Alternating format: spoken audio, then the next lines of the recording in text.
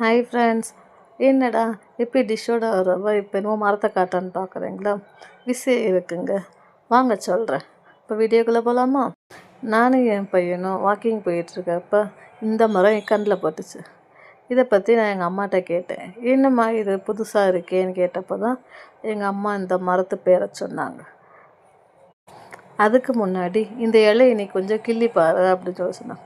என்னடா புதுசாக இருக்குது, எப்படி இலையை கிள்ளுனா திட்ட தானே செய்வாங்க, இப்போ என்னமோ இலையை கில்லுன்னு சொல்கிறாங்களேன்னு சொல்லிட்டு நானும் ஆர்வமாக வேகம் போய் கில்லுனா கை பூரா ரத்தம் இல்லைங்க, சிகப்பு கலரில் வந்துச்சு. என்னடா சிகப்பு கலரில் வருது அப்படின்னு எங்கள் அம்மாட்ட கேட்டதுக்கு எங்கள் அம்மா சொன்னாங்க, இது பேர் தான் தேக்கு மரம் அப்படின்னு. தேக்கு மரமா? தேக்கு மரம் நம்ம கட்டில் சோஃபா அதெல்லாம் பண்ணணுமே, அந்த மரமா இது அப்படின்னு ஆச்சரியமாக கேட்டேன். ஆமாம், அதே மரம் தான், கரெக்டாக சொன்னேன் அப்படின்னு சொன்னாங்க. எனக்கு உண்மையிலே தேக்கு மரம்னு தெரியாது.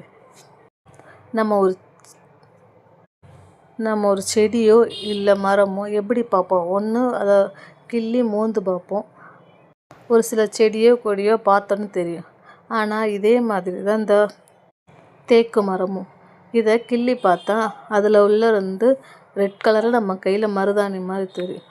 சரி, இலை தான் அப்படி இருக்குது அப்படின்னு சொல்லிட்டு சரி தண்டை பிச்சு பார்ப்போம் அப்படின்னு சொல்லிட்டு அந்த இலையோட தண்டை பிச்சு பார்த்தா அதுவும் ரெட் கலரில் வந்துச்சு. அப்போ தான் எனக்கு ஒரு ஐடியா வந்துச்சு. ஓ, இது இன்ஸ்டன்ட் மெகந்தி மாதிரி வச்சுக்கலாமோ அப்படின்னு நினச்சி ஒரே சந்தோஷத்தில் இருந்தேன்.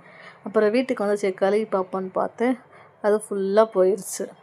சரி, இதை அப்போ வைக்க முடியாதுன்னு ஒரே சோகமாகிடுச்சு. எப்படியோ இந்த மாதிரி எனக்கு வியப்பாக இருந்துச்சு. அதான்